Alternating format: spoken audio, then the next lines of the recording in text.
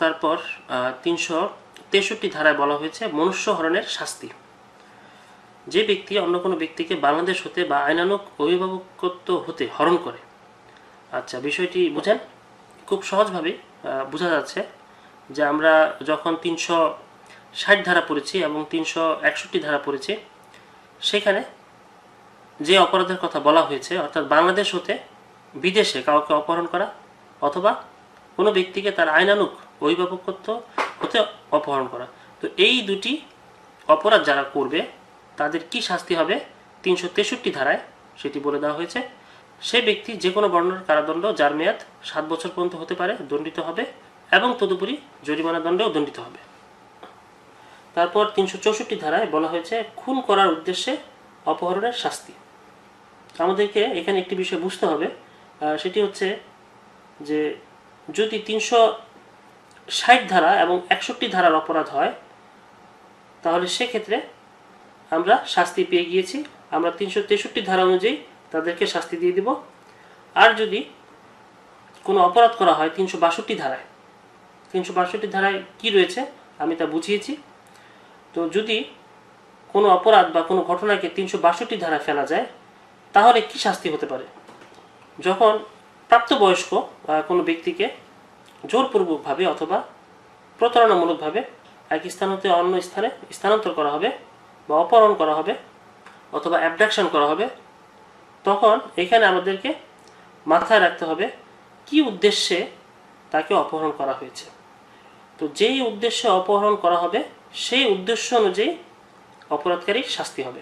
যদি কোনো উদ্দেশ্য না থাকে, যদি কোনো মিনস রিয়া অথবা গিলটি মাইন্ড না থাকে তাহলে কোনো অপরাধ হবে না, কোনো শাস্তি হবে না। কিন্তু যদি কোনো দুষ্ট মন থাকে, গিলটি মাইন্ড বা মিনস রিয়া যদি এই বিষয়গুলো থাকে, কোনো অপরাধমূলক উদ্দেশ্যে যদি অপহরণটি করা হয় তাহলে যেই উদ্দেশ্যে অপহরণ করা হয়েছে সেই উদ্দেশ্যকে ভিত্তি করে অপরাধীকে সাজা প্রদান করতে হবে। এখানে 364 ধারায় আমরা পাচ্ছি যে খুন করার উদ্দেশ্যে যদি অপহরণ করা হয় তাহলে কি শাস্তি হতে পারে।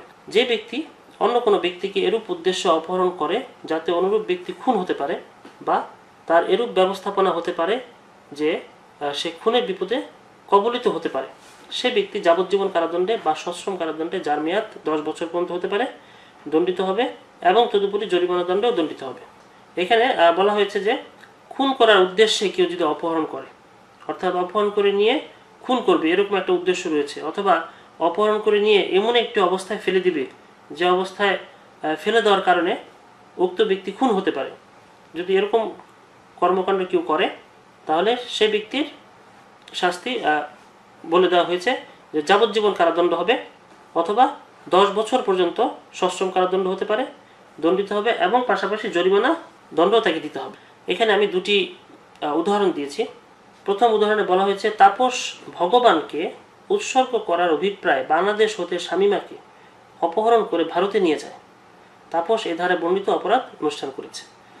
আচ্ছা, খুব ভালো একটি উদাহরণ যে তাপস একজন হিন্দু ব্যক্তি, সে হয়তো ভারতীয় হবে, ভারতে থাকে, তো ভগবানকে উৎসর্গ করার জন্য সে বাংলাদেশে এসে বাংলাদেশ থেকে শামীমাকে অপহরণ করে ভারতে নিয়ে গিয়েছে। তো নিয়ে যাওয়ার উদ্দেশ্য হচ্ছে সে ভগবানকে উৎসর্গ করবে, অর্থাৎ শামীমাকে মেরে ফেলবে, শামীমার লাইফ স্যাক্রিফাইস করবে। তো এই যে বিষয়টি করবে, এই বিষয়টি হচ্ছে যে আসলে শামীমাকে খুন করবে। তো যেহেতু খুন করার উদ্দেশ্যে তাপস শামীমাকে অপহরণ করেছে, সুতরাং তাপসের শাস্তি হবে 364 ধারা অনুযায়ী, অর্থাৎ খুন করার উদ্দেশ্যে অপহরণের শাস্তি। দ্বিতীয় উদাহরণে বলা হয়েছে তাপস শামীমাকে খুন করার উদ্দেশ্যে শামীমাকে তার ঘর হতে বলপূর্বক ছিনিয়ে বা প্রলুব্ধ করে নিয়ে যায়। তাপস এ ধারায় বর্ণিত অপরাধ অনুষ্ঠান করেছে। খুব সহজ একটি উদাহরণ। তাপসের উদ্দেশ্য হচ্ছে শামীমাকে খুন করা এবং খুন করার উদ্দেশ্যে সে শামীমার ঘর থেকে শামীমাকে জোরপূর্বকভাবে লোকজন নিয়ে তাকে তুলে নিয়ে গিয়েছে অথবা তাকে প্রলুব্ধ করে নিয়ে গিয়েছে, তাকে প্রতারণামূলকভাবে কোনো কিছু বুঝিয়ে তাকে সে তার বাড়ি থেকে নিয়ে গিয়েছে খুন করার উদ্দেশ্যে। সুতরাং পরিষ্কার বোঝা যাচ্ছে যে এই অপহরণটি করা হচ্ছে খুন করার উদ্দেশ্যে, সুতরাং তাপসের 364 ধারার অধীনে শাস্তি হবে।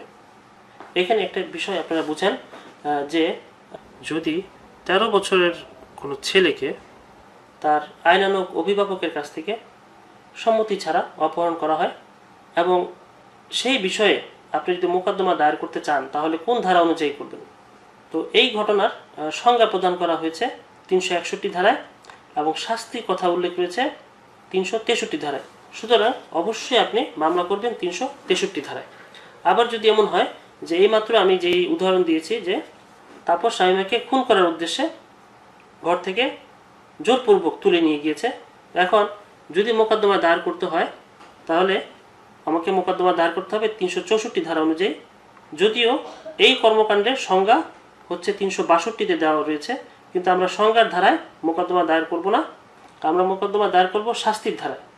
তারপর 364-র ক উপধারায় বলা হয়েছে 10 বছরের কম বয়স্ক কোনো ব্যক্তিকে অপহরণ করার শাস্তি। আচ্ছা, খুন করা বা গুরুতর আঘাত বা দাসত্ব বা কোনো ব্যক্তির কামল লালসার বশে আনা, এই সকল উদ্দেশ্য সম্পাদনের জন্য যদি কোনো ব্যক্তি 10 বছরের কম বয়স্ক কোনো ব্যক্তিকে অপহরণ করে, সে ব্যক্তি মৃত্যুদণ্ডে বা যাবজ্জীবন কারাদণ্ডে বা সশ্রম কারাদণ্ডে, যার মেয়াদ 14 বছর পর্যন্ত হতে পারে, দণ্ডিত হবে এবং তদুপরি জরিমানা দণ্ড দণ্ডিত হবে।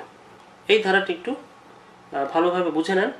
এখানে বলা হয়েছে 10 বছরের কম বয়স্ক কোনো ব্যক্তিকে যদি অপহরণ করা হয়। এখন 10 বছরের কম বয়স্ক কোনো ব্যক্তিকে কেন অপহরণ করা হবে, তো কেন অপহরণ করা হবে সেই বিষয়গুলো এখানে একদম পরিষ্কারভাবে বলে দেওয়া হয়েছে যে যদি উদ্দেশ্য হয় খুন করা অথবা গুরুতর আঘাত দান করা অথবা দাসত্ব তৈরি করা অর্থাৎ দাস বানানো অথবা কোনো ব্যক্তির কামল লালসার বশে আনা, তো এই যে ক্যাটাগরিগুলো, তো এই বিষয়গুলোর সম্পাদনের জন্য যদি কোনো ব্যক্তি 10 বছরের কম বয়স্ক কোনো ব্যক্তিকে অপহরণ করে তাহলে তার খুব বড় ধরনের শাস্তি হবে। এখানে বলে দেওয়া হয়েছে যে সে ব্যক্তিকে মৃত্যুদণ্ডে দণ্ডিত করা হতে পারে অথবা তার যাবজ্জীবন কারাদণ্ড হতে পারে অথবা 14 বছর পর্যন্ত সশ্রম কারাদণ্ড হতে পারে এবং পাশাপাশি জরিমানা দণ্ড দণ্ডিত হবে। এখানে খেয়াল করেন যে 361 ধারায় আমরা পড়েছিলাম যে 14 বছরের কম বয়স্ক ছেলে এবং 16 বছরের কম বয়স্ক মেয়েকে যদি তার অভিভাবকের কাছ থেকে সম্মতি ছাড়া অপহরণ করা হয় তাহলে সেই বিষয়টিকে বলা হবে আইনানুগ অভিভাবক হতে অপহরণ এবং তার শাস্তি দেওয়া হয়েছে 363 ধারায়। তো এখানে খেয়াল করেন যে 10 বছরের কম বয়স্ক কোনো ব্যক্তিকে অপহরণ করা হয়েছে। এখন 10 বছরের কম বয়স্ক কোনো ব্যক্তিকে অপহরণ করে যদি 364-র ক ধারায় যেই ক্যাটাগরির কথা বলা হয়েছে যদি এগুলোর জন্য অপহরণ করা না হয় তাহলে তা অবশ্যই 361 ধারার সংজ্ঞার ভিতরে পড়বে এবং 363 ধারায় তার শাস্তি হবে। আর যদি 10 বছরের কম বয়স্ক কোনো ব্যক্তিকে অপহরণ করা হয় এই ক্যাটাগরিগুলোর জন্য অর্থাৎ খুন করা বা গুরুতর আঘাত দান করা, দাসত্ব তৈরি করা অথবা কোনো ব্যক্তির কামল লালসার জন্য যদি অপহরণ করা হয় তাহলে তার শাস্তি হবে ভয়ানক এবং সেই শাস্তি 364-র ক উপধারায় বলে দেওয়া হয়েছে। আমি একটি উদাহরণ নিয়ে আলোচনা করেছি। তাপস একজন 50 বছর বয়স্ক পুরুষ ও শামীমা একজন 45 বছর বয়স্ক নারী। শামীমা হচ্ছে তাপসের স্ত্রী। কম বয়স্ক মেয়ে দেখলে তাপসের মনে কামল লালসার বাসনা জেগে ওঠে আর শামীমার একজন দাস প্রয়োজন। লাইবা 8 বছরের একটি ছোট মেয়ে। তারা তাদের চাহিদা পূরণের জন্য লাইবার আইনানুগ অভিভাবকের সম্মতি ছাড়া লাইবাকে অপহরণ করে তাদের কাছে নিয়ে যায়। তাপস ও শামীমা উভয় এই ধারার অধীনে অপরাধ করেছে। খুবই মজার এবং খুব সুন্দর একটি উদাহরণ। 364 ধারার ক উপধারায় পরিষ্কার বলে দেওয়া হয়েছে যে যাকে অপহরণ করা হয়েছে তার বয়স যদি 10-এর কম হয় এবং তাকে যদি কোনো দাসত্ব বা কোনো ব্যক্তির কামল লালসার বশে আনার জন্য তাকে অপহরণ করা হয় তাহলে যারা এই কাজটি করবে তারা এই ধারার অধীনে দোষী হবে। তো এখানে উদাহরণে দেখা যাচ্ছে যে তাপস ও শামীমা দুজন হাজব্যান্ড ওয়াইফ। তো তারা তাদের দুজনেরই একটি উদ্দেশ্য রয়েছে। হাজব্যান্ডের উদ্দেশ্য হচ্ছে তার কামল লালসার বাসনা সে লাইবাকে দিয়ে পূরণ করবে আর শামীমার উদ্দেশ্য হচ্ছে লাইবাকে সে দাস বানাবে। তো তাদের দুইজনের ইচ্ছা পূরণ করার জন্য তারা এই 10 বছরের কম বয়স্ক অর্থাৎ 8 বছর বয়স্ক মেয়ে লাইবাকে তারা অপহরণ করেছে। তো এখন যেহেতু লাইবার বয়স মাত্র 8 বছর সেহেতু অবশ্যই তাকে স্থানান্তর করতে হলে তার আইনানুগ অভিভাবকের সম্মতি নিয়েই তাকে স্থানান্তর করতে হবে। কিন্তু এই তাপস ও শামীমা তারা কি করেছে, তারা এই লাইবার আইনানুগ অভিভাবকের সম্মতি না নিয়ে ও সম্মতি ছাড়াই তারা লাইবাকে স্থানান্তর করেছে, অর্থাৎ অপহরণ করে তাদের কাছে নিয়ে গিয়েছে। সুতরাং খুব সুন্দরভাবে তারা দুজনই, অর্থাৎ তাপস ও শামীমা দুজনেই এই 364 ক উপধারার মধ্যে পড়ে যায়। এই জন্য তাপস ও শামীমা উভয়ই এই ধারার অধীনে অপরাধ করেছে। তারপর ধারা 366-তে বলা হয়েছে, কোনো নারীকে বিবাহ ইত্যাদিতে বাধ্য করার উদ্দেশ্যে অপহরণের শাস্তি। যে ব্যক্তি কোনো নারীকে তার ইচ্ছার বিরুদ্ধে কোনো ব্যক্তিকে বিবাহ করতে বাধ্য করার উদ্দেশ্যে কিংবা তাকে অবৈধ যৌন সহবাস করতে বাধ্য বা প্রলুব্ধ করার উদ্দেশ্যে অপহরণ বা প্রতারণাপূর্বক হরণ করে, সে ব্যক্তি যে কোনো বর্ণনার কারাদণ্ডে, যার মেয়াদ 10 বছর পর্যন্ত হতে পারে, দণ্ডিত হবে এবং তদুপরি জরিমানা দণ্ডে দণ্ডিত হবে। আচ্ছা, এই ধারাটি খুব সহজ একটি ধারা। এখানে সুন্দরভাবে বলে দেওয়া হয়েছে যে কোনো নারীকে যদি অপহরণ করা হয় কোনো বিশেষ উদ্দেশ্যে, উদ্দেশ্যটা কি? উদ্দেশ্যটা হচ্ছে কোনো নারীকে যদি অপহরণ করা হয় তার ইচ্ছার বিরুদ্ধে, তাকে কোনো ব্যক্তির সাথে বিয়ে দেওয়ার জন্য, অথবা তার ইচ্ছার বিরুদ্ধে তার সাথে অবৈধ যৌন সহবাস করার জন্য, তাহলে যে ব্যক্তি এই অপহরণটি করবে সেই ব্যক্তির সুন্দরভাবে যে কোনো বর্ণনার কারাদণ্ড হবে 10 বছর পর্যন্ত এবং তদুপরি জরিমানা দণ্ড দণ্ডিত হবে। একটি উদাহরণ নিয়ে আমি আলোচনা করেছি। শামীমা একটি গরিব ঘরের মেয়ে। তাপস শামীমাকে চাকরি দেওয়ার কথা বলে বরিশাল থেকে ঢাকায় নিয়ে আসে। ঢাকায় এনে তাপস শামীমাকে বলে যে লিপন গার্মেন্টসের উঁচু পদের কর্মকর্তা, যদি শামীমা তাপস ও লিপনকে যৌন সহবাস করতে দেয় তাহলে শামীমাকে চাকরি দেওয়া হবে, না দিলে তার বিপদ হবে। এখানে তাপস ও লিপন দুজনেই এই ধারার অধীনে অপরাধী। খুব চমৎকার একটি উদাহরণ। আপনারা দেখেন যে শামীমা একটি গরিব ঘরের মেয়ে, তো যেহেতু সে গরিব ঘরের মেয়ে, তার চাকরি দরকার, তো তাকে চাকরি দেওয়ার লোভ দেখিয়ে, তাকে চাকরি দেওয়ার প্রলোভন দেখিয়ে তাপস তাকে বরিশাল থেকে ঢাকায় নিয়ে এসেছে। এখানে তাপস শামীমাকে স্থানান্তর করেছে প্রতারণার মাধ্যমে।